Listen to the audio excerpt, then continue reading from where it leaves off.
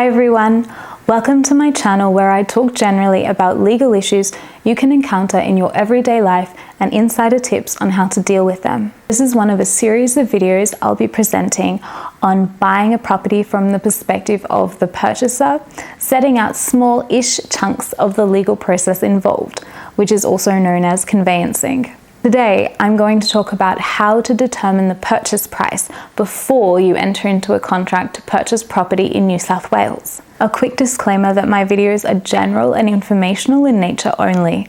They're not intended as legal advice, nor should you rely upon them as such.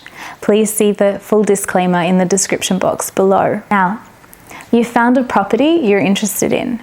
The question is, how do you agree on a purchase price? There are two different ways you can enter into a contract to purchase a property in New South Wales. The first is by private treaty, the second is at auction. The way the purchase price is determined will differ depending on which method is used. If the sale is by private treaty, the vendor sets their asking price with their real estate agent, whom I'll refer to simply as an agent from now on. The price may be advertised or not, or may appear as a price guide. It's the price the vendor wants you to pay for the property, but it doesn't mean you need to agree to the asking price. You may be happy to agree to the vendor's asking price, or you might try to make a lower offer and negotiate the price with the vendor via their agent. In New South Wales, the agent is legally obliged to pass on all offers they receive for a property to the vendor right up until exchange of contracts occurs, which is what we call the act of actually entering into a contract to purchase the property from the vendor, and when the purchase becomes legally binding on both parties.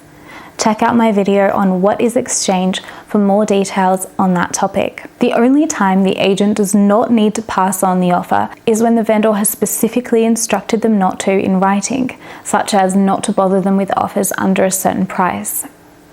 Bear in mind that even if you and the vendor agree on a purchase price, this does not guarantee that the property will be sold to you.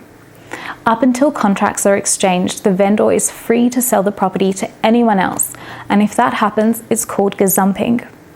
It usually happens if the vendor receives a higher offer after accepting your offer, but before you've exchanged contracts. But that's not always the case. Ultimately, the vendor can change their mind about selling the property for whatever reason right up until exchange of contracts. In the case of a property sold by auction, the price the vendor wants to receive is not disclosed by the real estate agent. Anyone interested in purchasing the property needs to attend the auction on the nominated date and time, register, and bid against other interested parties. There is also the option of using a buyer's agent to do this on your behalf. Before the auction, the vendor sets a minimum price with the auctioneer, and the property will only be sold by the auctioneer if the bidding reaches that threshold. At the auction, if the hammer falls and you are the highest bidder above the vendor's reserve price, then congratulations, you've just agreed to enter into a binding contract right then and there. A benefit here is that you can't be gazumped once the hammer falls. That's just one of the differences between buying a property by private treaty versus at auction that you should be aware of. The rest are beyond the scope of this video, so I have a separate video that does more of a deep dive into private treaty versus auction sales if you'd like to know more. That's all I have for you today. Remember to please subscribe and hit the like button if you enjoyed this video. Please share it if you know anyone who is thinking of buying their dream home in New South Wales and doesn't know where to begin.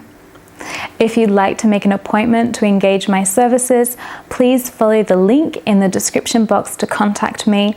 And if you have any topics you'd like me to address in future videos, please leave a comment in the comment section, as I'd love to hear from you. I hope you found this video helpful, and thank you for watching.